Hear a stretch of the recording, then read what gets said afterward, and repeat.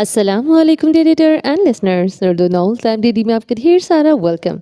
میں ہوں ہدا لہو صلاح بائی انیشا عمر کی ایپیسوڈ نمبر 125 لے کر حاضر ہوئی ہوں۔ اگر آپ نے ابھی تک میرے اس چینل کو سبسکرائب نہیں کیا تو جلدی سے بھی سبسکرائب کر دیں، لائک اینڈ شیئر کریں اور اپنی رائے کامنٹ باکس میں لازمی دیں۔ تو چلیے اسٹارٹ کر دیں۔ 3 دن مزید گزر چکے تھے۔ گورسی ہاؤس میں ابھی تک افسوس کے لیے آ رہے تھے۔ گھر کا اکلوتا اور جوان بیٹا جو بھی سنتا اس کا دل ایک بار تو مٹھی میں آ جاتا۔ منال غم سے نڈھال تھی۔ کبھی وہ خود کو یقین دلاتی کہ صفات ٹھیک کہتی ہے اور ان کا بیٹا زندہ ہے، مگر پھر وہ اپنے دل کا کیا کرتی؟ ہر لمحے ایسے ہال اٹھتے کہ ان کو اپنی دھڑکن بند ہوتی ہوئی محسوس ہوتی تھی۔ وہ بس دواؤں کے اثر میں تھی۔ سفیان صاحب اپنے معاملات کو مکمل طور پر فراموش کر چکے تھے۔ ان کے دوست ہر وقت ان کے پاس بیٹھے رہتے تھے، ان کے دل کو بہلاتے رہتے۔ وہ زیادہ وقت تو منال کے پاس ہی گزارتے تھے، مگر جب وہ دوا کھا کر سو جاتے تو اپنے دوستوں کے پاس بیٹھ جاتے۔ مگر ایک وقت آتا جب وہ لوگ بھی چلے جاتے۔ وہ صفا اور بچوں کو دیکھ کر تو دل نئے طریقے سے کٹتا تھا۔ ان کو سمجھ ہی نہیں آ رہی تھی کہ صبر لائیں تو لائیں کہاں سے۔ خود کو، اپنے غم کو، اپنے خساروں کو مکمل فراموش کیے وہ اس وقت اپنے خاندان کی فکر میں نڈھال تھے۔ دن بدن وہ کمزور ہوتے جا رہے تھے۔ کھانا پینا بس برائے نام کا تھا۔ وہ تھے جو سب سے زیادہ خاموش تھے، کیونکہ سب سے زیادہ شور ان کے ہی دل میں بڑھتا تھا۔ وہ اس شور کے سامنے ہتھیار ڈالتے خاموش ہو جاتے۔ کبھی وہ خود کو تسلی دینے لگتے کہ ان کے بیٹے کی موت ضائع نہیں گئی، وہ اللہ کی راہ میں شہید ہوا ہے، مگر ان کا ایک ہی بیٹا اور وہ بھی جوان، اوپر سے ابھی تک سجل کا خسارہ نہیں بھولا تھا۔ یہ سب مل کر ان کو دن بدن نڈھال کر رہے تھے۔ وہ فارغ وقت میں جا کر اپنے اسٹڈی روم میں بند ہو جاتے اور وہاں بس وہ ہوتے اور ان کا سگار ہوتا۔ وہ اپنے بچوں کی لاتعداد یادیں وہ اکثر خود سے سوال کرتے ہیں کہ وہ کیوں زندہ ہیں؟ کیا وہ باپ کے نام پر کوئی دھبا ہے کہ ان کے سامنے ان کی اولاد مر گئی اور وہ بھی ابھی تک تاحیات ہیں؟ مگر ان کے اندر سے ہی جب ان کو جواب ملتے رہتے تھے، ان کا دل ہمیشہ ان کو سمجھاتا تھا کہ ایسی بات نہیں ہے۔ نہ جانے کتنے باپ تھے جنہوں نے اپنی اولاد کو قبر میں اتارا تھا۔ دنیا میں ایسے انگنت لوگ ہیں جو صبر و استقامت کی تصویر بنے ہوئے ہیں، جن میں سر فہرست تو ہمارے آقا صلی اللہ علیہ وآلہ وسلم ہی ہیں، جنہوں نے اپنے ہاتھوں سے اپنی پھول جیسی اولاد کو مٹی کے حوالے کر دیا۔ ان سے بڑھ کر اولاد کا غم کس نے اٹھایا ہوگا؟ بس یہی باتیں تھی جو سفیان گورسی کو ان حالات میں بھی سنبھالے ہوئے تھی، مگر وہ آخرکار ایک عام بشر تھے۔ ان کے سینے میں کام دل تھا جو غلطیوں سے داغدار تھا، اس لیے وہ دل کامل صبر حاصل نہیں کر سکتا تھا۔ یہ ان کی جدوجہد تھی، مسلسل جدوجہد، جس میں کبھی وہ ناکام ٹھہرتے تو کبھی خود کو تھامنے میں کامیاب ہو جاتے۔ وہ اپنے بیٹے کی موت پر صبر اختیار کرنے کی کوشش کرتے جو کہ زندہ تھا۔ صبح کے 6 بج رہے تھے اور وہ نماز پڑھ کر اپنے اسٹڈی روم میں آ گئے تھے۔ انہوں نے اپنا سگار سلگایا اور یوں ہی انگلیوں میں دبائے سامنے اخبار پر لکھی ایک سرخی پر نگاہیں جمائے ہوئے تھے۔ کاروبار شخصیت سفیان گورسی کے بیٹے بیرون ملک حادثے کا شکار۔ وہ یوں ہی اس سرخی کو دیکھے جا رہے تھے۔ وہ تو دنیا کو یہ تک نہ بتا سکے کہ ان کا بیٹا کسی حادثے کا شکار نہیں ہوا، بلکہ وہ تو اپنا عہد نبھاتا ہوا اپنی جان لٹا گیا۔ وہ عہد جو کہ امت کا تھا۔ امت ایک جسد واحد کی مانند تھی، مگر اس جسم کے ایک حصے کو گلنے سڑنے کے لیے چھوڑ دیا گیا تھا۔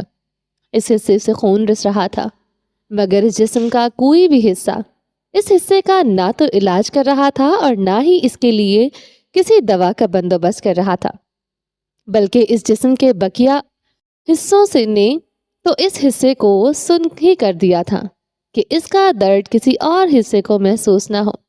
اس پورے جسم نے اس ایک حصے سے لا تعلقی اختیار کر لی تھی اور وہ انتظار میں تھا کہ کب وہ حصہ خود ہی جھڑ کر گر جائے، مگر شاید وہ جسم اس بات سے واقف نہیں تھا کہ ایسے زخم خوردہ حصے ناسور بن جاتے ہیں، پھر ان کو کاٹ کر پھینک بھی دیا جائے پھر بھی یہ اثرات پورے جسم میں پھیل جاتے ہیں۔ جس بیماری کو باقی جسم نے نظر انداز کر دیا تھا، وہ بیماری اب باقی کے جسم کو بھی اپنی لپیٹ میں لے لے گی اور جلد ہی پورا جسم اس سرطان میں مبتلا ہو جائے گا، اور تب تک بہت دیر ہو چکی ہوگی۔ ابراہیم نے بس ایک کوشش کی تھی اس سرطان کو پھیلنے کی سے روکنے کی، جسم کے اس حصے کی مرہم پٹی کی اور بہتے لہو کی روک تھام کی، مگر وہ اکیلا کچھ نہیں کر سکتا تھا جب تک کہ پورا جسم ایک ساتھ کوشش نہ کرتا۔ ابراہیم بس ایک سیل کی مانند تھا جس نے بھرپور کوشش کی، اس لیے وقت رہتے پورے جسم کو حرکت کرنا ہوگی، علاج تلاش کرنا ہوگا، متاثرہ حصے کی مرہم پٹی کرنا ہوگی اور بیماری پھیلانے والے جراثیم کو جڑ سے ختم کرنا ہوگا۔ دادو، کمرے کا دروازہ ہلکا سا کھلا اور ساتھ ہی کسی نے پکارا تو سفیان گورسی نے وہ اخبار فول کر دیا اور سامنے دیکھا۔ سامنے یاقوت کھڑا تھا، سفید کرتے پاجامے میں ملبوس، وہ یقیناً نماز پڑھ کر یہاں آیا تھا۔ سفیان صاحب نے اپنا سگار بجھایا اور یاقوت کو اپنے پاس بلایا۔ وہ پاس آ کر کھڑا ہوا تو سفیان نے اس کو اٹھا کر کرسی پر ہی اپنی گود میں بٹھا لیا۔ انہوں نے اس کے بال چومی۔ میرا بیٹا کیسا ہے؟ دوبارہ بخار تو نہیں ہوا نا؟ انہوں نے اس کی پیشانی کو ہاتھ لگا کر چھوتے ہوئے پوچھا تو یاقوت نے نفی میں سر ہلایا اور اپنا گال ان کے سینے پر ٹکا دیا۔ وہ خاموش تھا، وہ اس دن سے خاموش ہی تھا۔ وہ بس بات کا جواب دیا کرتا تھا، اس کے علاوہ وہ کوئی بات نہیں کرتا تھا۔ 3 دن مسلسل بخار میں تپنے کے بعد جا کر اس کا بخار ٹوٹا تھا۔ ٹھیک ہوں، نماز بھی پڑھی ہے میں نے۔ پہلے بس ماما کے لیے دعا کرتا رہا، آج بابا کے لیے بھی کرنی تھی، اس لیے نماز لمبی ہو گئی۔ وہ مدھم سی آواز میں کہتا ہوا مزید ان کے سینے میں گھس رہا تھا۔ سفیان صاحب کے لیے سانس لینا محال ہوا تھا۔ ان کا دل چاہا کہ وہ دہاڑے مار مار کر روئے، وہ خود کو فنا کر لیں، اپنا سینہ پیٹ لیں اور اپنے بالوں میں راکھ ڈال دیں، رو رو کر اپنی جان دے دیں، مگر وہ ضد کی تصویر بنے بیٹھے رہے۔ انہوں نے نرمی سے یاقوت کے ماتھے سے بال ہٹائے اور اس کی پیشانی چومی تو یاقوت کو تمباکو کی مہک آئی۔ اس کی آنکھوں میں بے اختیار پانی جمع ہونے لگا۔ کیا ہوا؟ انہوں نے نرمی سے پوچھا۔ بابا دن کے وقت سگریٹ نہیں پیتے تھے، اگر پیتے بھی تھے تو ہم سے چھپ کر، پر مجھے پتا تھا کہ وہ رات کو پیتے تھے، کیونکہ جب بھی وہ آدھی رات کو ہمارے روم میں آتے تھے اور ہمیں کس کرتے تھے یہاں گال پر، تو مجھے ایسی ہی مہک آتی تھی اور مجھے پتا چل جاتا تھا کہ انہوں نے سگریٹ پیا ہے۔ یاقوت آرزدگی سے کہتا پھر سے گال ان کے سینے سے پر ٹکا گیا۔ وہ سفیان گورسی کا ضبط آزما رہا تھا۔ ان کا دل پھٹ سکتا تھا، مگر یاقوت اس بات سے بے خبر تھا۔ میں اور مرجان پھر ماما کو شکایت لگا دیتے تھے اور وہ ان کو خوب ڈانٹا کرتی تھی۔ وہ ہلکا سا مسکرایا۔ سفیان گورسی کے لب کپ کپا رہے تھے، ان کے دل کی دھڑکن کے خطرناک حد تک بڑھ چکی تھی۔ بابا ہر بار ماما سے وعدہ کرتے تھے کہ آئندہ نہیں پئیں گے، مگر ہر بار وہ پکڑے جاتے تھے اور ان کے بٹن کے ساتھ کھیلتا ہوا ان کی سانسیں چھین رہا تھا۔ آپ کیوں نہیں روکتے تھے بابا کو؟ یاقوت نے اپنی بار پوچھتے ہوئے چہرہ اوپر اٹھایا۔ سفیان صاحب کا چہرہ حد درجہ لال تھا، وہ ضبط کی لالی تھی۔ آپ ٹھیک ہیں؟ اس نے سفیان گورسی کے گالوں پر اپنے ننھے ننھے ہاتھ رکھے تو انہوں نے ضبط سے اس بات میں سر ہلایا۔ دروازے پر دستک ہوئی، ان دونوں نے چونک کر دیکھا۔ دروازہ کھولا تو سامنے صفا کھڑی تھی۔ یاقوت کو سفیان صاحب کی گود میں بیٹھے دیکھا، اس نے گردن ایک جانب گرائی۔ سفیان صاحب نے سوالی انداز میں صفا کو دیکھا۔ اسکول نہیں جانا؟ صفا سنجیدگی سے کہتی قریب آئی۔ نہیں۔ یاقوت مزید سفیان گورسی کی آغوش میں گھس گیا۔ ایسے کیسے نہیں؟ پہلے ہی اتنا نقصان ہو گیا ہے اسکول کا، چلو ورنہ تمہیں اسٹرک آف کر دیں گے، اور میں ہرگز ریسٹور کروانے نہیں چاہوں گی۔ صفا نے انگلی کھڑی کر کے وارن کیا۔ سفیان صاحب اس کو دیکھ کر رہ گئے۔ وہ ان کے سامنے بہت کم ہی آتی تھی، مگر وہ جب اس کو دیکھتے تو ان کو صفا کی دماغی حالت پر شک ہونے لگتا تھا۔ اس وقت بھی ہوا تھا، پہلے کون سا آپ جاتی تھی؟ یاقوت نے منہ بسورا۔ بابا جاتے تھے۔ وہ منمنایا۔ بابا تمہیں اسٹرک آف ہونے بھی نہیں دیتے تھے، اس لیے چپ چاپ اٹھو اور تیار ہو جاؤ، تم لوگوں کو اسکول میں چھوڑنے جاؤں گی۔ مرجان ریڈی ہو رہا ہے، اٹھو۔ صفا نے یاقوت کی مزید سنتے ہوئے اس کو بازو سے پکڑ کر کھینچا۔ وہ سفیان کی جانب بھیگی پلکوں سے دیکھے گیا۔ انہوں نے اس بات میں سر ہلا کر صفا کی بات ماننے کا کہا۔ وہ منہ لٹکائے باہر کی جانب چل دیا۔ آپ کے لیے چائے بھجوا دوں؟ صفا نے مڑ کر سفیان سے پوچھا تو انہوں نے نفی میں سر ہلا دیا۔ آنٹی کو ناشتہ کروا دیا ہے اور دوا بھی دے دی ہے، آپ بھی نیچے آ جائیے گا، بچوں کے ساتھ ناشتہ کریں اور کوئی بہانہ نہیں چاہیے۔ صفا انگلی کھڑی کر کے وارن کرتی وہاں سے ہوا کی طرح غائب ہو گئی۔ مشل حواسوں کے ساتھ بیٹھے رہ گئے۔ بابا تمہیں اسٹرک آف ہونے بھی نہیں دیتے۔ وہ ابھی تک اس کے جملے پر غور کر رہے تھے۔ وہ لڑکی کیا واقعی پاگل ہو چکی تھی؟ कुरैशी हाउस में खामोशी से नाश्ता किया जा रहा था। सादिया के बाद नई मुलाजमा आ गई थी। जावियार के बाद इन्होंने कोई मर्द शेफ नहीं रखा था, बस एक दो औरतें ही थीं जो घर के काम काज किया करती थीं। क़याम कुरैशी सादा खाना खाते थे, इसलिए इनको किसी प्रोफेशनल शेफ की ज़रूरत पेश नहीं आती थी। ये सब तो जावियार के शौक थे, या शायद इसको गुस्सा निकालने के लिए कोई ना कोई चाहिए होता था, इसलिए इसके होते हुए मुलाजमीन की तादाद ज़्यादा रहती थी और अब बस गिनती के मुलाजमीन थे। मैं आज सिफा की तरफ जाऊंगी, खतीजा ने नाश्ता करते हुए कहा तो क़याम कुरैशी ने चाय का घूंट लेते हुए इनकी जानिब देखा। कल गई थी तुम? जैसे इन्होंने याद दिलाया। परसों, इन्होंने तस्हीह की। रोज रोज क्यों? सिफा को यहाँ ले आओ, उन्होंने बेजारी से कहते एक और घूंट भरा। खदीजा चौंक कर इनको देखने लगी। क्या मतलब है यहाँ ले आऊं? वो उसका घर है और वो अपना घर छोड़कर यहाँ क्यों आएगी भला? वो जिसके होने से था घर, वो मर चुका है, इसलिए वहां अब सिफा का कोई नहीं है। बेहतर है इसको वापस लेकर आओ, अगर इसको खुश देखना चाहती हो, वरना वो सारी जिंदगी इन लोगों की खिदमतें करती रहेगी और खुद को यकसर भुला देगी। वो सर्द लहजे में कहते खतीजा बेगम को शौक कर गए इनके हलक में निवाला अटका। शाह साहब, वो तड़प कर रह गए। वो इस दिन से खामोश थे, मगर खतीजा को इनके मुंह से इतने सख्त अल्फाज की उम्मीद न थी। क़याम कुरैशी ने निगाह फेर ली। आप ऐसा कैसे कह सकते हैं? वो आपकी बेटी है जो बेवा हुई है, जिसकी खुशियां उजड़ी हैं, जिसकी जिंदगी लम्हे भर में खाली हो गई। वो आपकी बेटी थी, क्या आप भूल गए? क़याम कुरैशी ने कप वापस रखा। वो मेरी बेटी है और मुझे इससे ज्यादा अजीज कोई नहीं है। इस वक्त मेरी कुल मता है, मगर खतीजा हनूज सदमे में थी। मगर मैं झूठ नहीं बोलूंगा, इसकी खुशी के लिए भी नहीं। और सच ये है कि मुझे इब्राहिम के मरने का कोई अफसोस नहीं है। मगर मुझे लगा आप इसको माफ कर। खतीजा के अल्फाज खत्म हुए। माफ? वो तंसिया हंस दिए। खतीजा, बेटों के कातलों को माफ नहीं किया जाता।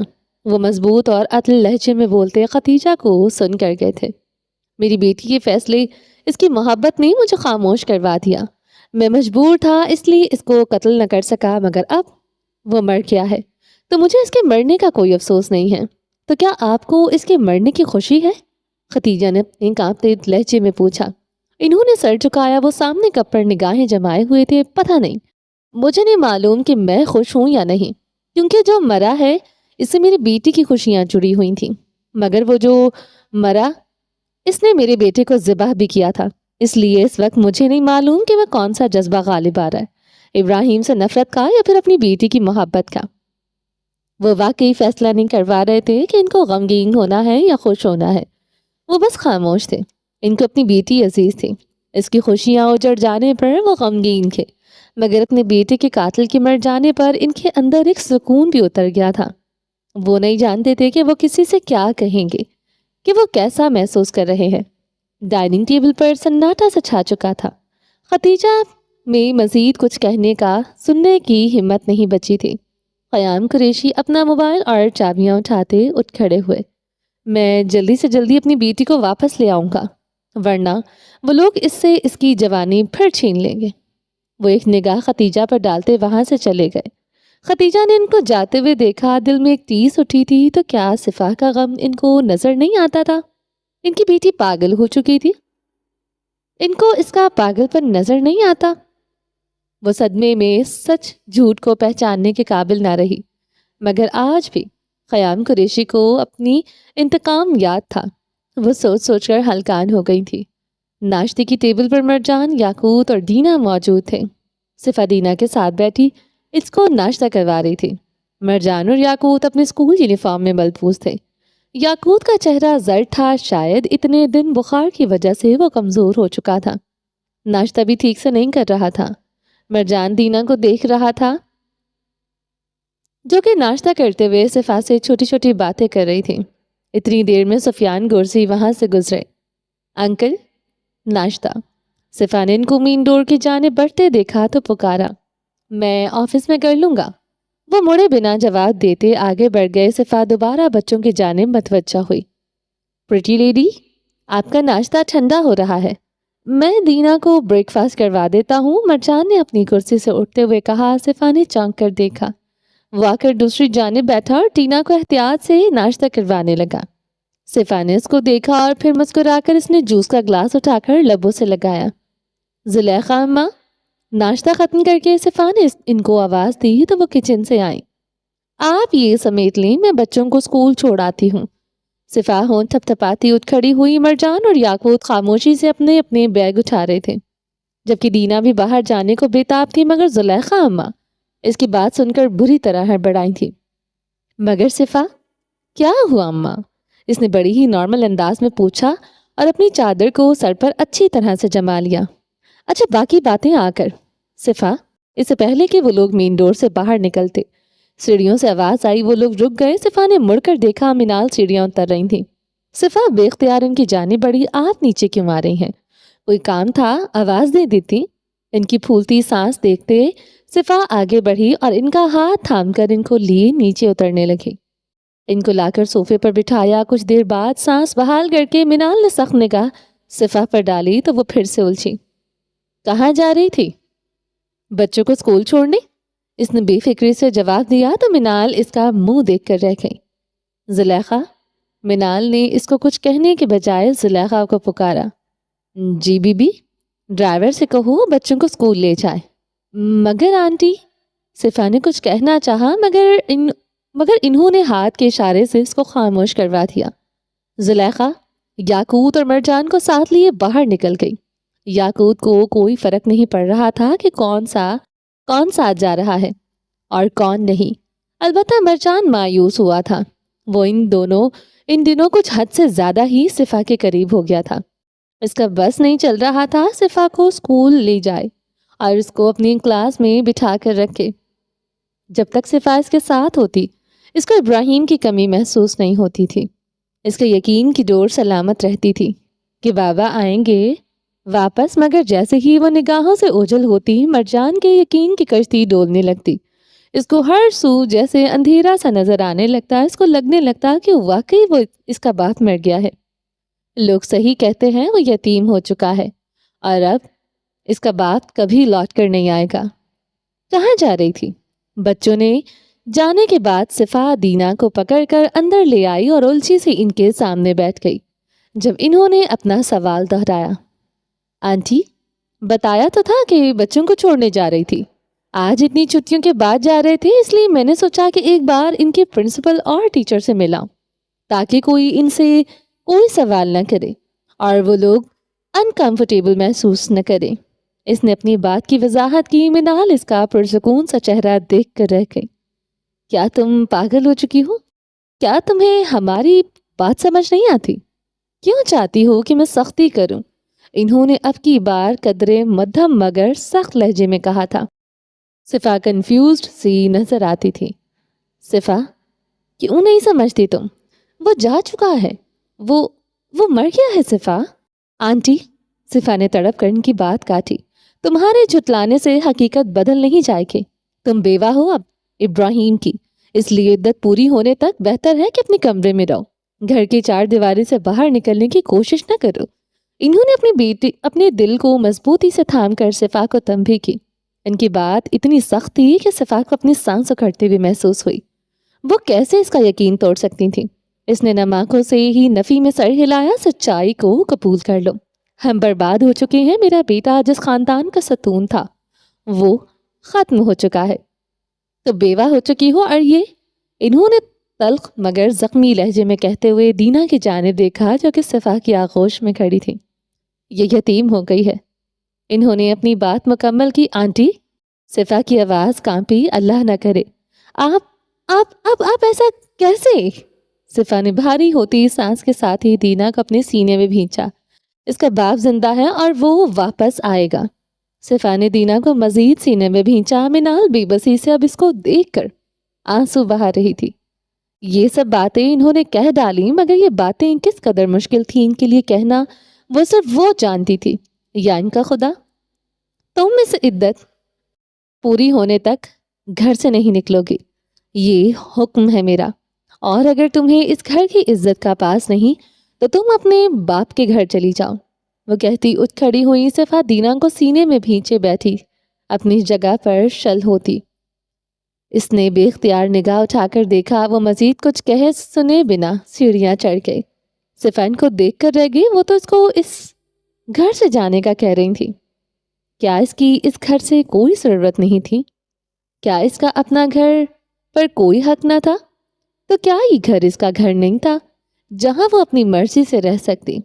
یہ گھر صفا قریشی کا ہے، صرف اور صرف صفا قریشی کا۔ وہ گھر سفیان گورسی اور منال افندی کا ہے، اور یہ صفا قریشی کا ہے۔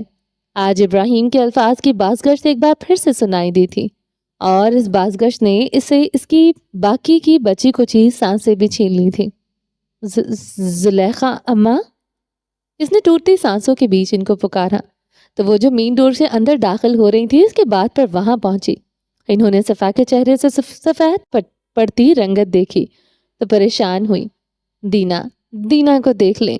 اس نے دینا کو ان کے حوالے کیا اور اٹھ کھڑی ہوئی۔ تم ٹھیک ہو صفا؟ انہوں نے پکارا تو وہ ان کی کوئی بات سنے بنا سیڑھیاں پھلانگ گئی۔ زلیخا نے سینے پر ہاتھ رکھا۔ دینا سیڑھیوں کی جانب دیکھتے ہوئے ہونٹ نکالے کھڑی تھی۔ ہسپتال کے کمرے میں اس وقت وہ پیشنٹ گاؤن میں ہی بیڈ پر بیٹھا تھا۔ اس نے کوئی تیسری بار اپنا فون مانگا تھا، جس پر اینا نے نفی میں سر ہلاتے ہوئے باؤل سے ایک چمچ بھر کے سوپ کا اس کے منہ میں انڈیلا تھا، جس سے حسن ایک سلگتی نگاہ اینا پر ڈالی۔ اس نے کندھے اچکا دیے۔ بچے کہاں ہیں؟ اس نے بدمزہ سوپ کو مزید اندر انڈیلنے کے بجائے اینا کو باتوں میں لگانا زیادہ بہتر سمجھا تھا۔ اینا نے اس کی چالاکی دیکھتے ہوئے آنکھیں سکیڑی اور کوئی بھی جواب دیے بنا ایک اور چمچ سوپ کا بھرا اور اس کے سامنے کیا۔ حسن نے بے چارگی سے گردن ایک جانب گرائی۔ کم آن، بچے نہیں ہو تم حسن۔ اینا نے خفگی سے گھونٹتے ہوئے ایک اور چمچ آخر کار اس کے منہ میں انڈیل دیا اور پھر اس نے نیپکن سے حسن کے لب تھپ تھپائے۔ حسن اس کی ایک حرکت دیکھ رہا تھا، پھر وہ ترچھا سا مسکرایا۔ اینا باؤل رکھ کر پلٹی تو اس کو ہنستے ہوئے دیکھ کر اینا کا دل کیا کہ اس کا سر جوڑ ڈاکٹرز نے حال ہی میں کھول کر بند کیا تھا ایک بار پھر سے کھول کر رکھ دے۔ وہ دانت کچکچا کر رہ گئے۔ اس سے پہلے کہ وہ اس کو کچھ کہتی دروازے پر نوک ہوئی تو ان دونوں نے پلٹ کر دیکھا۔ اد کھلے دروازے میں سلوا اور یوسف کھڑے تھے۔ اینا جو کہ حسن کے بیڈ پر ہی اس کے سامنے بیٹھی تھی اٹھ کھڑی ہوئی۔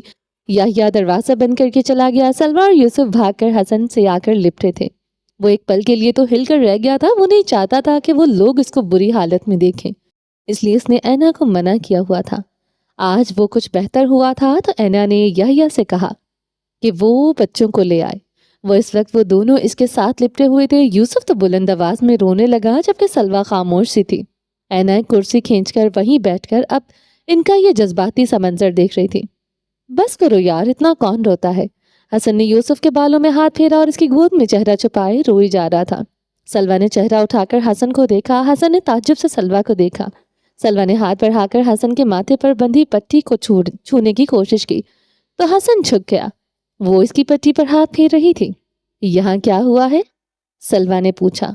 چوٹ لگ گئی تھی، حسن مسکرایا، جیسے بابا کو لگی تھی۔ اب کی بار یوسف نے سر اٹھا کر حسن کا چہرہ دیکھا۔ اس کی بات پر ایک لمحے کے لیے جیسے سناٹا سا چھا گیا۔ بابا کو بھی چوٹ لگی تھی نا، ہے نا پا؟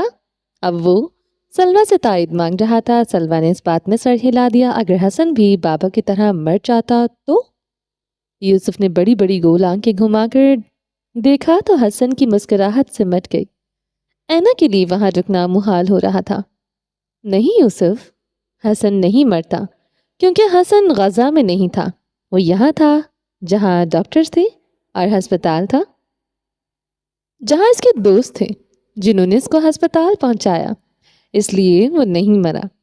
سلوا نے یوسف کے سر پر ہاتھ پھیرتے ہوئے کہا تو حسن کے سینے میں درد اٹھا۔ تو کیا غزہ والے مر جاتے ہیں؟ یوسف نے گردن ایک جانب گرا کر معصومیت سے پوچھا۔ ہاں، سلوا نے جواب دیا تو یوسف نے اپنے دونوں ہاتھ اپنے منہ پر رکھے۔ شکر ہے آپا، ہم لوگ غزہ سے ہیں، یہاں آ گئے۔ اگر آپ بھی مر جاتی تو؟ یوسف نے بڑی بڑی آنکھوں سے سلوا کو دیکھا۔ اینا کی بس ہوئی تھی جبکہ حسن کے سر میں درد کی ایک لہر اٹھی تھی۔ اس کے چہرے کے تاثرات بتا رہے تھے کہ وہ تکلیف کا شکار ہو رہا ہے۔ اینا بمشکل مسکرا اٹھی اور یوسف اور سلوا کو کھینچ کر اپنے پاس لے آئی۔ اس نے حسن کو اشارہ کیا تو وہ اس بات میں سر ہلا کر ٹیک لگا گیا۔ ڈاکٹر نے فی الحال اس کو کسی بھی قسم کا سٹریس لینے سے منع کیا تھا، اس لیے اینا اس کا خیال ایسے رکھ رہی تھی جیسے کوئی نو مولود بچہ ہو۔ اچھا یوسف، تم بتاؤ کہ تمہیں دینا اچھی لگی تھی؟ وہ اس کا دھیان بتانا چاہتی تھی۔ یوسف نے جلدی سے اس بات میں سر ہلایا۔ مگر اس کے بھائی کافی عجیب تھے۔ کبھی شروع میں تو وہ مرجان بہت ہی عجیب تھا مگر پھر کچھ ٹھیک ہو گیا۔ اب کی بار سلویٰ نے اپنے خیالات کا اظہار کیا تھا۔ مرجان کا ذکر سن کر حسن نے ان کی جانب رخ کیا۔ وہ ان لوگوں کی باتیں سنتا ہوا اب محفوظ ہو رہا تھا۔ اینب ان لوگوں کی رائے جان رہی تھی اور وہ لوگ دل کھول کر گورسی خاندان کے ایک ایک فرد کے متعلق اپنی رائے دے رہے تھے۔ حسن محفوظ سا ان کی باتیں سن رہا تھا۔ وہ اپنے کمرے میں آئی اور کمرے کو بند کر کے دروازے کے ساتھ ہی ٹیک لگا کر کھڑی ہو گئی۔ وہ کچھ دیر یوں ہی اس کے سینے پر ہاتھ رکھے کھڑی رہیں۔ اس کا چہرہ سپاٹ تھا، بے رنگ بے نور۔ اس کو لگ رہا تھا کہ وہ اپنی بقا کی جنگ تنہا لڑ رہی ہے، جبکہ ہر شخص اس کو سنگسار کرنے کا خواہش مند تھا۔ وہ یوں ہی کھڑی رہی منال کی باتوں کو ابھی تک پروسیس کرتی ہوئی، اور لوگ اس کو توڑنا چاہتے تھے۔ وہ کیوں اس کو یقین دلانا چاہتے تھے کہ وہ پاگل ہے، وہ ایک سراب کے پیچھے بھاگ رہی ہے؟ وہ لوگ کیوں اس کو اس خواب میں نہیں رہنے دینا چاہتے تھے جس خواب میں اس کو سکون ملتا تھا، جس خواب نے اس کو آج تک تھامے رکھا تھا، جس خواب کے حقیقت میں بدلنے کی وہ منتظر تھے؟ وہ تو ابراہیم کے عہد پر یقین کر رہی تھی، وہ تو اپنے اللہ پر یقین کر رہی تھی کہ وہ اس کا انتظار ضائع نہیں کرے گا۔ تو پھر کیوں وہ لوگ اس کا یقین، اس کا ایمان توڑنے کے در پر تھے؟ اس کو سینے میں شدید گھٹن محسوس ہوئی۔ وہ جا کر اسی کاؤچ پر بیٹھ گئی جہاں اکثر ابراہیم اور وہ بیٹھ کر دیر تک باتیں کیا کرتے تھے، جہاں وہ باتیں کرتا کرتا اکثر اس کی گود میں سر رکھ کر دراز ہو جایا کرتا تھا، جہاں اس نے پہلی بار اس کے گلے لگ کر اپنا غم بہایا تھا، جہاں اس نے صفا کو اپنی بیوی قبول کیا تھا۔ وہ اس کاؤچ پر ہاتھ پھیرتی رہی جو ان ان گنت ملاقاتوں کا گواہ تھا، اور پھر یوں ہی وہ ترچھی سی اس کاؤچ پر دراز ہو گئی۔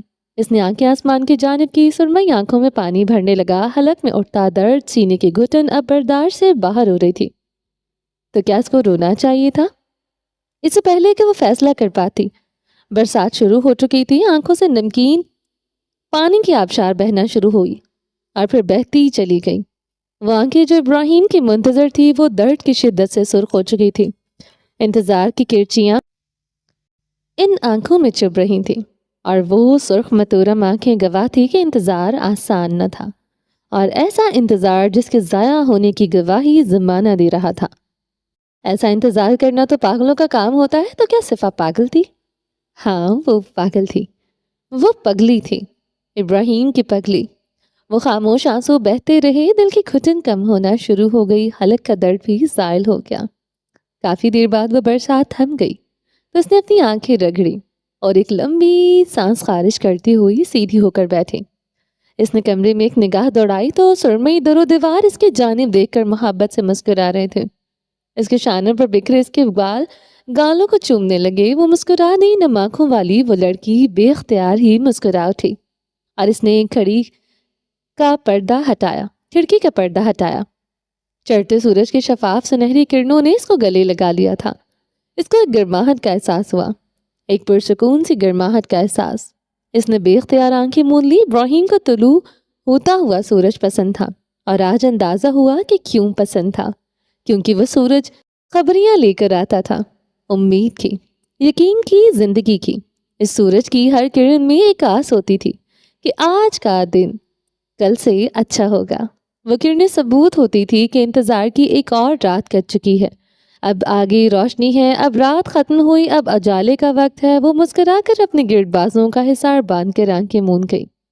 ایک بار پھر سے صفا کے یقین کی ڈولتی کشتی کو سہارا ملا تھا، جس کو وہ لوگ عدت کا نام دے رہے تھے۔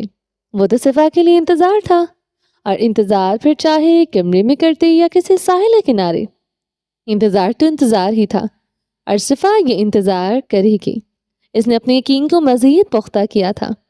وہ لوگ آج واشنگٹن والے مینشن میں ہی آ گئے تھے۔ آج پورے ایک ہفتے بعد اس کو ہسپتال سے ڈسچارج کیا گیا تھا۔ اب وہ کافی حد تک ٹھیک تھا، مگر وہ ابھی مصر واپس نہیں گئے تھے، کیونکہ اس کو ابھی 1 مہینے تک تو ڈاکٹرز نے ریگولر چیک اپس کے لیے کہا تھا۔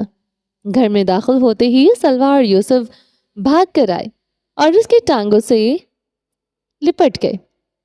وہ مسکرا کر رہ گیا۔ اینا جو اس کے ساتھ چلی آ رہی تھی، وہ بھی سر چٹک کر ان کو دیکھنے لگی، حالانکہ وہ روز اس کو ملنے ہسپتال جاتے تھے، پھر بھی سارا دن بس حسن ہی کرتے رہتے تھے۔ کیسے ہیں میرے گینگسٹرز؟ حسن نے جھک کر ان دونوں کے سر پر ہاتھ پھیرا۔ ہم ٹھیک ہیں، اب تم ٹھیک ہو نا؟ سلوہ نے قدرے پریشانی سے پوچھا۔ وہ بچے کافی ڈر گئے تھے۔ ان کو لگ رہا تھا کہ کہیں حسن بھی ان کے ماں باپ کی طرح ان کو چھوڑ کر نہ چلا جائے۔ ان کے لیے حسن بہت اہم ہو چکا تھا۔ اب تم مر تو نہیں جاؤ گے نا؟ سلوہ نے پریشانی سے اپنی ہیزل آنکھیں مٹکاتے ہوئے حسن سے پوچھا تو حسن نے آئی برو جھکائے، جبکہ اینا کا دل کانپ کر رہ گیا تھا۔ ابھی تک تو نہیں، پر مجھے لگتا ہے کہ تمہارے ارادے ہیں مجھے مارنے کی۔ حسن سلوہ کے سر پر ایک چپت لگاتا ان دونوں کا ہاتھ تھامے آگے بڑھ گیا۔ وسیع لاؤنج میں لگژری صوفہ کم بیڈ پر وہ آ کر دراز ہو گیا تھا۔ نہیں، میں تمہیں نہیں ماروں گی۔ سلوہ نے فوراً نفی میں سر ہلایا تو حسن ہنس دیا۔ یوسف اس کے پاس ہی ٹک گیا۔ تم جا کر فریش ہو جاؤ اور چینج کر لو، پھر میں کھانا بنواتی ہوں۔ اینا نے اس کو یوں ہی باتوں میں لگتے دیکھا تو یاد دلانا ضروری سمجھا۔ میں ٹھیک ہوں، تم آرام کر لو جا کر۔ حسن نے پاس کھڑی اینا کا ہاتھ پکڑ کر لبوں سے لگایا۔ اینا نے خفگی سے اس کو گھورتے ہوئے ہاتھ پیچھے کھینچا۔ وہ پھر سے ہنس دیا۔ کیوں بھائی بچوں، بیوی کا ہاتھ چومنا چاہیے نا؟ اس نے شرم کھانے کے بجائے بے شرمی سے ان دونوں کو بھی شامل کیا۔ ہاں بالکل، یوسف نے جلدی سے اس بات میں سر ہلایا، مگر میں نے دیکھا تھا کہ بیوی چومتی ہے ہاتھ۔ سلوہ نے قدرے سمجھداری سے جواب دیا۔ اینا کی اور سرخ ہو رہے تھے۔ وہ کیسے بچوں کے سامنے یہ سب کہہ سکتا تھا؟ ہاں بالکل، چلو بیوی تم بھی چومو۔ حسن نے ترچھا سا مسکراتے اپنا ہاتھ سامنے کیا۔ اینا لب بھینچ گئی۔ اس کو جگہ نہیں مل رہی تھی وہ کہاں جا کر گم ہو جائے۔ تم بچ جاؤ ورنہ دوبارہ سر کھول کر رکھ دوں گی تمہارا۔ وہ اس کے ہاتھ پر زور سے چپت لگاتی وہاں سے چلی گئی۔ اس نے منظر سے غائب ہونے میں ہی عافیت جانی تھی۔ حسن کا بے ساختہ کہکا اس گھر میں گونجا تو سیاہ اور سرمئی رنگوں کے امتزاج میں وہ سجا وسیع مینشن جو کچھ دنوں سے خالی کھنڈر تھا پھر سے گھر بن گیا تھا۔ اور اب یوسف کو اپنے سینے پر بٹھائے ان سے چھوٹی چھوٹی باتیں کر رہا تھا، جبکہ سلوہ بھی اب اینا کے پیچھے ہی سیڑھیاں چڑھ گئی تھی، کیونکہ وہ جانتی تھی کہ یوسف اور حسن مل کر اب اس کی ٹانگ کھینچنے والے ہیں۔ اسی دوران حسن نے اپنی جیب سے موبائل نکالا اور ایک ای میل ٹائپ کیا اور موبائل پھر سے سینے پر رکھے یوسف کے ساتھ باتوں میں مگن ہو گیا۔ آج پھر سے ختیجہ صفا سے ملنے آئی تھی اور اس کے کمرے میں ہی تھی۔ وہ منال سے مل کر آئی تھی اور اب کچھ دیر سے صفا کے پاس بیٹھی تھی۔ صفا بیڈ پر بیٹھی دینا کو الفاظ لکھنے کی مشق کروا رہی تھی۔ ختیجہ اس کو دیکھے جا رہی تھی۔ تم چاہو تو میرے ساتھ چل سکتی ہو، انہوں نے جھجکتے ہوئے کہا۔ قیام قریشی کی اس دن کی کہی ہوئی باتیں ان کے دماغ میں گردش کر رہی تھیں، اور منال کا صفا سے روٹھا روٹھا سا انداز دیکھ کر انہوں نے یہ بات کہنے کی کوشش کی تو صفا نے سر اٹھا کر ان کو دیکھا۔ اس کی نگاہیں الجھی تھی، یعنی وہ ان کی بات کی وضاحت چاہتی تھی۔ تمہارے بابا چاہتے ہیں کہ تم اپنی باقی زندگی یعنی اب تم واپس آ جاؤ۔ وہ الفاظ جمع کر رہی تھی مگر کہیں سے بھی مل نہیں رہے تھے۔ صفا نے آئی برو سکیڑے تو بابا چاہتے ہیں کہ میں اپنا گھر چھوڑ کر ان کے گھر آ جاؤں۔ وہ بھی تمہارا گھر ہے صفا؟ نہیں امی، وہ گھر تھا، اب یہ گھر میرا ہے، کیونکہ یہ میرے شوہر کا گھر ہے اور میں اس کی غیر موجودگی میں اپنی ذمہ داریوں سے بھاگ کر اپنے ماں باپ کے گھر نہیں جا سکتی۔ اس کے ماں باپ، اس کی اولاد، اس کا گھر، یہ سب اب میری ذمہ داری ہیں۔ جب تک وہ واپس نہیں آ جاتے میں اس گھر سے قدم بھی باہر نہیں نکالوں گی۔ ہاں البتہ وہ آ جائیں تو ہم ملنے آئیں گے۔ آخری بات کہتے صفا کے چہرے پر امید اور کامل یقین کے رنگ پھر سے ہی بکھر گئے تھے۔ آنکھوں میں جلتے امید کے دیے کی لو اچانک سے ابھر گئی، جس سے اس کے ارد گرد روشنی میں اضافہ ہوا تھا۔ ختیجہ نے بے بسی سے اس کو دیکھا۔ صفا، یہ بچے تمہاری ذمہ داری نہیں ہے۔ ہاں البتہ وہ بچہ ضرور تمہاری ذمہ داری ہے جس کو تم مکمل طور پر نظر انداز کر رہی ہو۔ وہ سخت لہجے میں گویا ہوئی تو صفا کا چہرہ متغیر ہوا۔ نہیں امی، ایسا ہرگز نہیں ہے۔ پہلی بات، یہ بچے میری ذمہ داری ہیں۔ دوسری بات، میں اپنی اولاد، اس نے غائب دماغی سے اپنے پیٹ پر ہاتھ رکھا، میں اپنی اولاد کو، اپنے ایبو کی اولاد کو کیسے نظر انداز کر سکتی ہوں؟ آنکھوں میں نمی سی تھی۔ ہاں میں وقتی طور پر اس طرح ریگریٹ کر گئی تھی کیونکہ یہ میرے لیے بھی کس پلان کا حصہ نہیں تھا۔ میں اپنی زندگی میں بس ابراہیم اور اس کی اولاد کے لیے جینا چاہتی تھی، مگر اب ایسا کچھ نہیں ہے۔ یہ میری زندگی ہے، اس سے میری زندگی جڑی ہے۔ آپ کو پتہ ہے امی، اس نے آنکھیں رگڑی اور ختیجہ کی جانب گھومی، میں ساری رات کیا سوچتی رہتی ہوں وہ اب کسی سہیلی کی طرح خدیجہ کو بتا رہی تھی، میں سوچتی رہتی ہوں کہ ایک دن ایسا بھی آئے گا جب یہ ننھی سی جان میری گود میں ہوگی، اور ابراہیم وہ اس کے کان میں اذان دیں گے، ہم دونوں اس کو دیکھ کر مسکرائیں گے۔ پھر جب یہ بڑی ہو جائے گی تو جب میں اس کو کسی بات پر ڈانٹا کروں گی تو ابراہیم اس کی ڈھال بن جایا کریں گے۔ وہ آنکھوں میں خواب لیے خدیجہ سے اپنے خواب بیان کر رہی تھی، مگر اس کی باتیں خدیجہ کے لیے سانس لینا محال کر رہی تھیں۔ ان کی بیٹی واقعی پاگل ہو چکی تھی، یعنی منال ٹھیک کہتی تھی کہ صفا کی یہ خواب خیالی نہ صرف اس کی دماغی حالت کو خراب کر رہی ہے بلکہ اس کا بچے پہ بھی اثر ہوگا۔ آج خدیجہ کو منال کی ساری باتیں سمجھ آ رہی تھی کہ وہ کیوں صفا کو یقین دلانا چاہتی تھی، کیوں وہ اس کو کسی خواب میں نہیں رہنے دینا چاہتی تھی، کیوں خواب جتنا طویل ہوگا اس کے ٹوٹنے پر تکلیف اتنی ہی زیادہ ہونا تھی۔ مگر میں پھر بھی اس کے کان کھینچا کروں گی، نہ صرف اس کے بلکہ اس کے باپ کی بھی۔ وہ بنا خدیجہ کے چہرے کے تاثرات کی پرواہ کیے بھولی جا رہی تھی۔ آپ کو پتہ ہے وہ بیٹوں کو نہیں بگاڑتے، ہمیشہ میں نے دیکھا ہے وہ مرجان اور یعقوب کو کسی نہ کسی بات پر ٹوکتے رہتے ہیں، جبکہ دینا چاہے ان کا کتنا ہی بڑا نقصان کر دے وہ اس کو کچھ نہیں کہتے۔ اس لیے مجھے اپنی بیٹی کو خود ہی سیدھا کر کے رکھنا پڑے گا، ورنہ تو وہ بگاڑ دیں گے وہ۔ اس نے کہتے کہتے دینا کی جانب دیکھا جو کہ ایک حرف لکھ کر خوشی سے اس کو اپنا رائٹنگ پیڈ دکھا رہی تھی۔ ارے واہ مائی پرنسس، اس نے دینا کے گال چومے۔ مگر میں جانتی ہوں کہ میری دینا بہت سمجھدار ہے، میری سجل کی طرح، اس لیے مجھے اس پر کوئی سختی نہیں کرنی پڑتی، مگر مجھے اپنی اولاد پر کوئی بھروسہ نہیں، اور میں اور دینا مل کر اس کی کلاس لگایا کریں گے، ہے نا دینا؟ دینا اس کی بگ سسٹر ہوگی اور ہم دونوں مل کر اس کے باپ کی سازش کو ناکام بنائیں گے، اس کو بگاڑنے کی سازش کو، ہے نا دینا؟ صفا نے دینا کی تھوڑی کو تھام کر پوچھا تو دینا نے جلدی سے اس بات میں سر ہلایا۔ بگ سسٹر، دینا نے منوعاً دہرایا۔ ہاں دینا، بگ سسٹر، صفا نے تائید کرتے اس کے گال چومے۔ خدیجہ کی آنکھوں کی پتلیاں ساکت تھیں، ان کو لگا وہ کسی پاگل خانے میں بیٹھی کسی پاگل مریض سے ملنے آئی ہیں جس کا علاج ناممکن ہے۔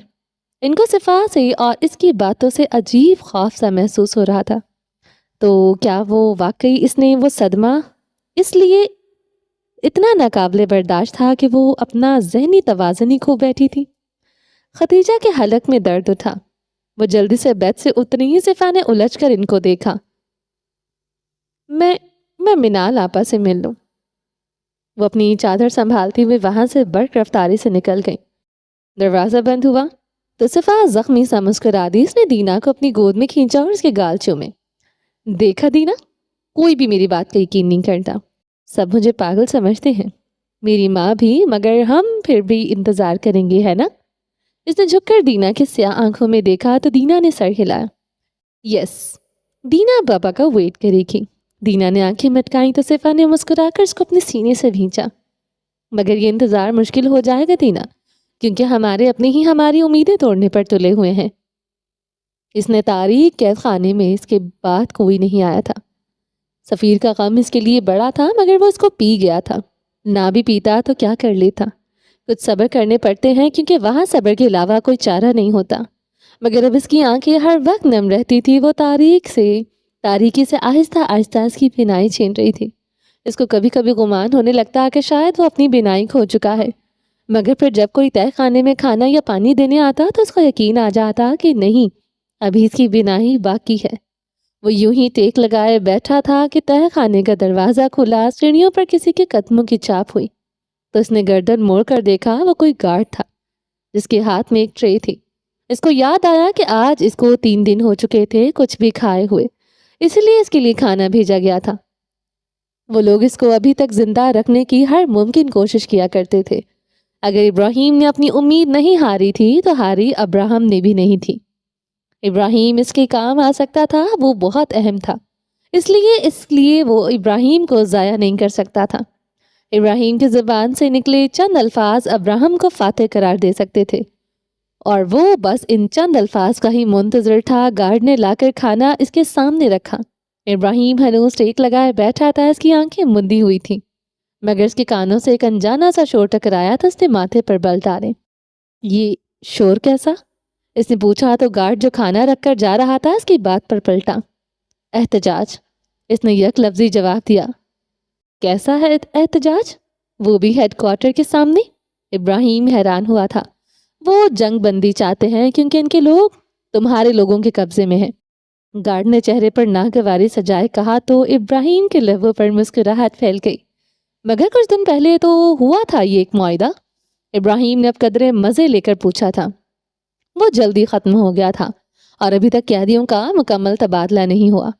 تم اتنے پریشان کیوں ہو؟ ابراہیم نے ایک لقمہ لیتے گارڈ کو تپانا مناسب سمجھا۔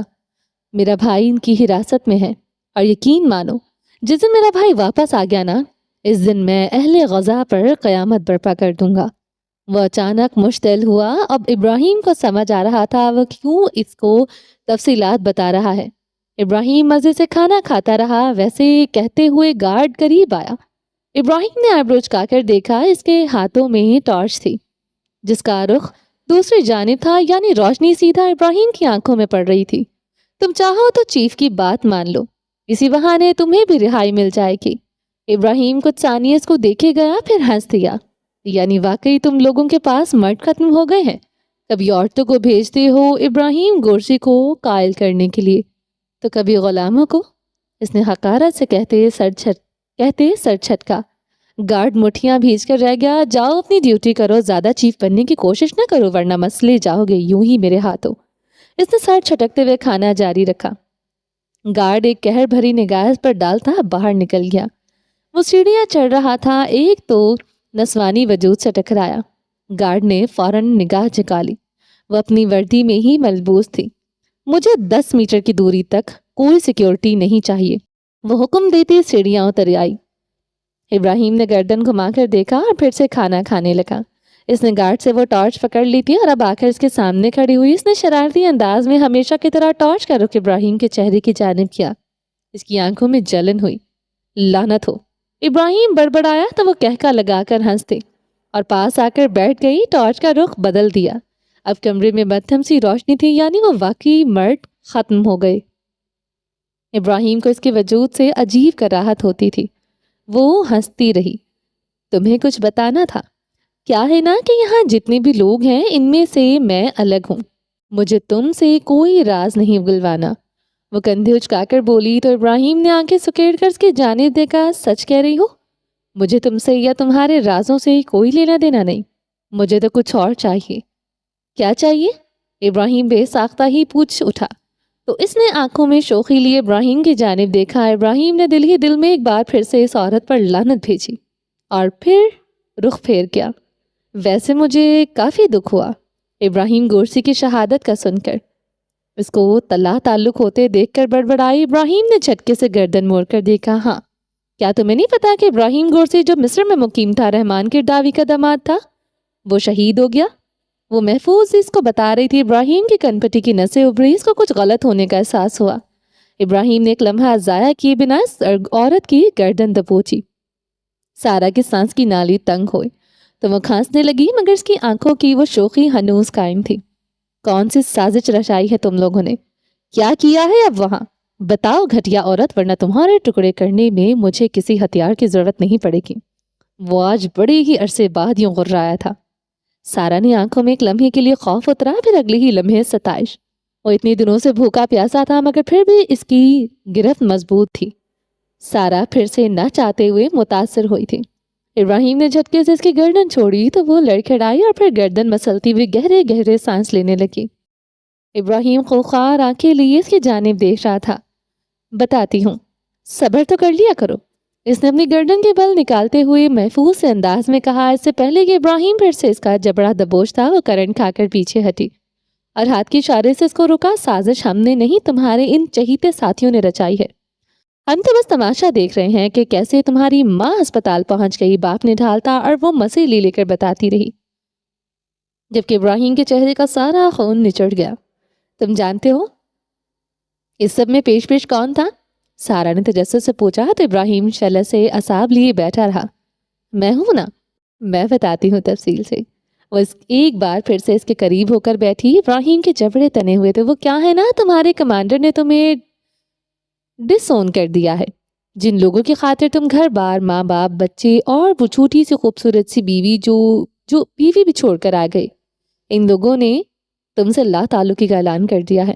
وہ بتا رہی تھی۔ ابراہیم کا چہرہ سفید پڑتا جا رہا تھا۔ وہ لوگ اس کے ساتھ ایسا کیسے کر سکتے تھے آخر؟ ابراہیم کا دماغ چکرا رہا تھا۔ افسوس ہوا، مگر وہ لوگ ایسے ہی ہیں، کیا کر سکتے ہیں؟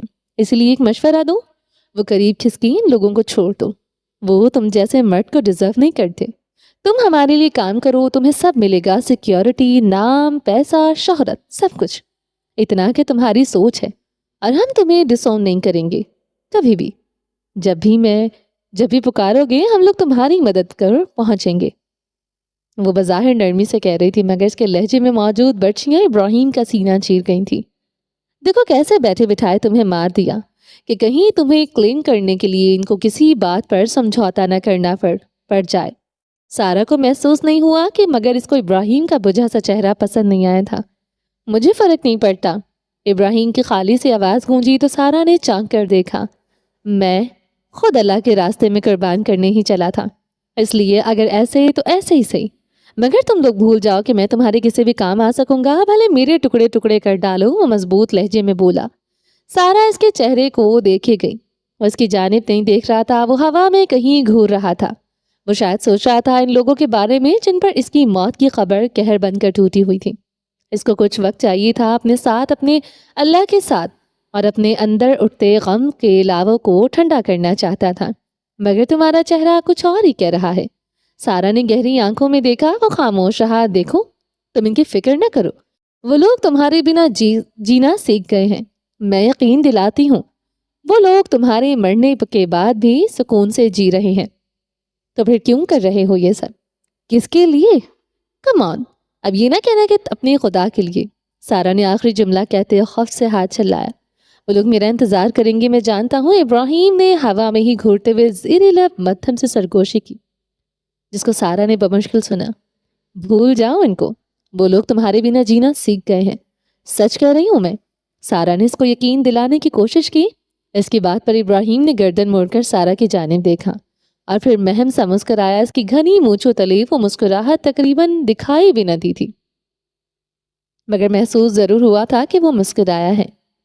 ساری دنیا میرے بنا رہ سکتی ہے، جی سکتی ہے، مگر کہتے کہتے وہ کھوسا گیا۔ ایک عہد چاہیے۔ کیسا عہد؟ میرا انتظار کرو گی؟ میں تو ہمیشہ آپ کی منتظر ہوتی ہوں۔ جب بھی آپ گھر سے باہر جاتے ہیں، اس بار انتظار تھوڑا لمبا ہو جائے گا، کر لو گی؟ تا حیات۔ یہ الفاظ ابراہیم کے دماغ میں ٹکرا رہے تھے۔ وہ بار بار اس عہد کو یاد کر رہا تھا جو صفا نے اس سے کیا تھا، مگر سارا اس کے چہرے کو پڑھنے کی کوشش کر رہی تھی۔ مگر سرمئی آنکھیں ہمیشہ ابراہیم کی منتظر رہیں گی، وہ کہہ کر ٹیک لگا گیا۔ آنکھیں مون لی تو ابراہیم تو نیم تاریکی میں ایک آنسو چھپتا چھپاتا اپنا راستہ بناتا، پلکوں کی اوٹ سے جھانکتا ہوا چپکے سے اس کے گال پر بہتا ہوا اس کی بڑھی ہوئی داڑھی میں جذب ہو گیا۔ سارا کچھ ثانیہ یوں ہی بیٹھی رہی۔ وہ تو کہتا تھا کہ اس کی کوئی کمزوری نہیں، تو پھر کیا اتنی محبت کرتی ہے وہ؟ سارا کھوئی کھوئی انداز میں بولی، عشق کرتی ہے۔ وہ یوں ہی ٹیک لگائے آنکھیں موندے جواب دے رہا تھا، وہ انتظار کرے گی؟ تا حیات۔ ابراہیم پھیکا سا مسکرایا۔ اگر اس کی کوکھ میں تمہاری اولاد ہوئی تو کیا وہ اس اولاد کو پالے گی؟ سارا نے نہ جانے کیا سوچ کر پوچھا، جبکہ یہ بات سن کر ابراہیم نے پت سے آنکھیں کھول دی۔ اس نے حیرت اور غیر یقینی سے سارا کے چہرے کو دیکھا، مگر وہ کہیں اور ہی کھوئی ہوئی تھی۔ بتاؤ، کیا وہ اس بچے کو پالے گی یا مار ڈالے گی؟ مضبوط بننے کے لیے؟ سارا کھوئی کھوئی انداز میں بولے جا رہی تھی۔ اس نے نوح کی نشانی کو قتل کر دیا تھا۔ ایک بھاری پتھر سارا کے سینے پر آن گرا تھا۔ ابراہیم نے ضبط سے مٹھیاں بھینچ لی۔ اس نے تو میری اس اولاد کو بھی محبت دی جو اس کی نہیں تھی، پھر وہ اپنی کوکھ میں پلتی میری اولاد کو کیسے قتل کر سکتی ہے؟ وہ مہم سا مسکرایا۔ کاش یہ سچ ہو۔ وہ سوچنا چاہتا تھا اس بارے میں، وہ ایک خواب دیکھنا چاہتا تھا، یعنی وہ کسی بھی وجہ سے تمہیں مرا ہوا سمجھ کر تمہاری اولاد کو قتل نہیں کرے گی۔ پاگل ہو کیا تم؟ ہماری عورتیں اپنی اولاد کو قتل نہیں کرتی، اور مرد؟ سارا نے بے اختیار پوچھا۔ ہم لوگ اولاد کو قتل نہیں کرتے۔ ابراہیم نے اجتماعی بات سمیٹی، اور اگر شادی کے بنا ہو اولاد؟ سارا نے آج اپنے آپ میں نہیں تھی۔ ابراہیم نے جبڑے بھینچ لیے۔ زنا حرام ہے، تو پھر اولاد کے قتل کرنے کی بات بھی نہیں آتی، مگر مسلمان کرتے ہیں۔ سارا نے اس کی جانب دیکھا۔ میں نے اسلام بیان کیا ہے، مسلمان کو نہیں۔ ابراہیم نے دو بدو جواب دیا۔ تو کیا مسلمان ہی اسلام نہیں؟ نہیں، اسلام مکمل ہے، وہ پرفیکٹ ہے، مگر مسلمان نہیں۔ اس لیے تم کسی مسلمان کے عمل کو جج نہیں کرو۔ ہم اولاد کو قتل نہیں کرتے، نہ ہی حرام اولاد پیدا کرتے ہیں۔ ابراہیم نے دو ٹوک انداز میں جواب دیا۔ میں مسلمانوں کی بات کر رہی ہوں اور میں اسلام کی۔ ابراہیم نے ذرا سختی سے جواب دیا۔ اور اگر کوئی عورت گناہ کر بیٹھے تو کیا کہتا ہے تمہارا اسلام؟ وہ گھٹنوں کے گرد بازو لپیٹ کر بیٹھ گئی، یعنی اس کا بھی وہاں سے جانے کا ارادہ نہیں تھا۔ ابراہیم پہلو بدل کر رہ گیا۔ عورت ہو یا مرد، گناہ کی توبہ کر لے تو معافی مل جاتی ہے۔ اس نے ماتھے پر تیوری چڑھائے مختصر جواب دیا، اور سب پہلے جیسا ہو جاتا ہے۔ سارا نے گردن ایک جانب گرائی۔ اگر انسان واپس برائی کی جانب نہ پلٹے تو اللہ نہ صرف گناہوں کو معاف کر دیتا ہے بلکہ ان کو نیکیوں کے ساتھ بدل دیتا ہے۔ اس لیے مجھے نہیں لگتا کہ یہ سودا گھاٹے کا ہوگا۔ ایک برائی چھوڑنا اور اپنا راستہ بدل لینا۔ ابراہیم نے کندھے اچکا دیے۔ مجھے معافی مل جائے گی؟ سارا کوئی انداز میں پوچھنے لگی۔ ابراہیم نے آئی برو سکیڑے۔ کس بات کی؟ میں نے اپنی اولاد کو قتل کیا۔ وہ اسی طرح کوئی انداز میں اعتراف کر رہی تھی۔ مجھے لگتا تھا میرے آگے بڑھنے میں وہ بچہ رکاوٹ بنے گا۔ میں اس کے باپ کا انتقام لینا چاہتی تھی، اس لیے تم نے اپنے اس فیٹس کے ساتھ ہزاروں جیتے جاگتے فلسطینی بچوں کو مار ڈالا۔ ابراہیم کی آنکھوں میں سرخی اتری۔ وہ فیٹس نہیں تھا، اولاد تھی میری۔ وہ جیسے چیخ اٹھی۔ وہ بس ایک فیٹس تھا، مگر جن کو تم نے قتل کیا وہ جیتے جاگتے انسان تھے۔ تم اس فیٹس کو ضائع کرنے پر افسوس ہے، مگر ان جانوں کی ضیاع پر افسوس نہیں، جن کی آنکھوں میں ان گنت خواب تھے۔ ابراہیم کا لہجہ بھیگا ہوا تھا۔ سارا نے جبڑے بھینچ لیے۔ وہ میری اولاد تھی، وہ فیٹس نہیں تھا۔ وہ میرا اور نوح کا بچہ تھا، اور نوح کے انتقام کے لیے میں نے اپنے بچے کو مار ڈالا، اور اب مجھے کوئی نہیں ہرا سکتا، کوئی زیر نہیں کر سکتا۔ پتہ ہے کیوں؟ وہ اچانک سے بتک گئی۔ اس کی آنکھوں میں سرخی اتر آئی۔ کیونکہ میری کوئی کمزوری نہیں ہے، سارا گولڈبرگ کی کوئی کمزوری نہیں۔ وہ جنونی انداز میں کہتی اٹھ کھڑی ہوئی۔ مگر یاد رکھو، اس نے انگلی کھڑی کی، تمہاری بہت ساری کمزوریاں ہیں، تم بھلے اعتراف نہ کرو، مگر وہ لوگ تمہاری کمزوری ہیں۔ وہ کہتے ٹارچ اٹھائے قدم اٹھانے لگی۔ کیا واقعی تمہاری کوئی کمزوری نہیں؟ ابراہیم نے ہانک لگائی۔ سارا گولڈبرگ اپنی جگہ فریز ہوئی۔ تمہیں پتا ہے تمہاری سب سے بڑی کمزوری کیا ہے؟ ابراہیم نے بات جاری رکھی۔ سارا اپنی جگہ کھڑی رہی، کسی برف کے مجسمے کی طرح جس کو کسی بھی الفاظ کی حدت پگھلا سکتی تھی۔ تمہاری کمزوری ہے محبت۔ ابراہیم نے کاری ظرف لگائی۔ سارا نے بے اختیار اپنے سینے پر دل کے مقام پر ہاتھ رکھا۔ جن کے دل ایک بار محبت کا جام پی لیں پھر وہ ہمیشہ نرم رہتے ہیں، اور نرم دلوں پر ضمیر کی ضرب ہمیشہ کاری لگتی ہے۔ وہ دل ضمیر کی ضربوں سے نہیں بچ سکتے۔ ابراہیم نے بات مکمل کی۔ سارا کو اپنا وجود بھاپ بنتا ہوا محسوس ہوا، مگر زیادہ دیر وہاں نہیں رکی تھی۔ سارا جا چکی تھی۔ ایک بار پھر سے اس تہہ خانے میں تاریکی نے پہرا بٹھا لیا۔ ابراہیم نے دیوار سے ٹیک لگا تھی۔ اس کو پیروں میں ابھی تک بیڑیاں تھیں، اب تو زخم سوکھ چکے تھے اور نشان بن چکے تھے۔ وہاں وہ یوں ہی ٹیک لگائے بیٹھا رہا۔ کیا واقعی؟ ابراہیم نے خود کو کہتے سنا تھا، اور پھر جیسے ایک ٹھنڈی سی فوار کے بدن پر پڑی، روح میں سکون کی سرایت کر گیا تھا۔ وہ جانتا تھا کہ وہ لوگ اس کے خاندان پر نظر رکھے ہوئے ہیں۔ ضرور سارا کو کچھ پتا چلا تھا تبھی اس نے یہ بات کی، مگر وہ نہیں جانتی تھی کہ یہ بات ابراہیم میں ایک نئی زندگی بھر دے گی، مگر ساتھ ساتھ ایک ہول سا بھی اٹھا تھا دل میں کہ کیا وہ کبھی اس ننھی جان کو دیکھ پائے گا؟ کیا وہ اس کی سانسیں کبھی محسوس کر سکے گا؟ کیا وہ اس کی آواز سن سکے گا؟ کیا اس کی دھڑکن اپنے سینے میں محسوس کر پائے گا؟ یا پھر وہ اسی تہہ خانے میں گھٹ گھٹ کر مر جائے گا، اور اس کی اولاد کو اس کو دیکھنے کے لیے ترس جائے گی؟ باقی بچوں کو اس نے محسوس کیا ہوا تھا۔ ان کی یادیں تھی ابراہیم کے پاس، اور شاید ان کے پاس بھی کچھ بچی کچی پکی اور دھندلی یادیں تھیں۔ ابراہیم کی جو وقت کے ساتھ ساتھ بھلے دھندلا جاتے، مگر پھر بھی ان کے پاس کچھ نہ کچھ رہ جاتا۔ مگر وہ جو وجود جس کو ابھی دنیا میں آنا تھا، اس کے پاس تو اس کے باپ کی کوئی دھندلی یاد بھی نہ تھی۔ اس نے تو اپنے باپ کی آواز تک نہ سنی تھی، اور نہ جانے وہ کبھی سن بھی سکتا ہے یا نہیں۔ یہ سوچ دماغ میں آتے ہی ابراہیم نے آنکھیں موند لی۔ دل میں چھایا سکون جیسے ٹوٹنے لگا، اندر پھر سے شور بڑھنے لگا تھا۔ تکلیف میں اضافہ ہوا۔ اس کی آنکھیں سرمئی ہوں گی، وہ زیر لب بڑبڑایا، اور اس کے بال سنہرے ہوں گے۔ وہ جیسے اپنے دماغ میں کوئی نقشہ کھینچنے کی کوشش کر رہا تھا، مگر وہ انجانے میں ہی ایک دوسری صفحہ کو تخلیق کر رہا تھا۔ کچھ دیر بعد اس کو اندازہ ہوا تو اپنی تخلیق پر دل پھول کر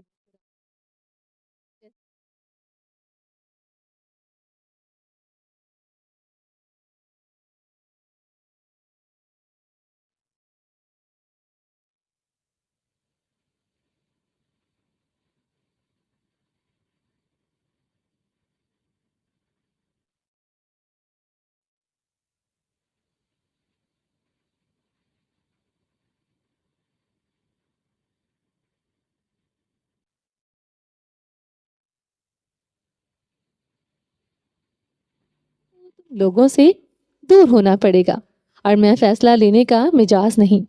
وہ تھکا ہوا لگ رہا تھا، یوں معلوم ہو رہا تھا کہ اس کے اعصاب تھکاوٹ کا شکار ہو رہے تھے۔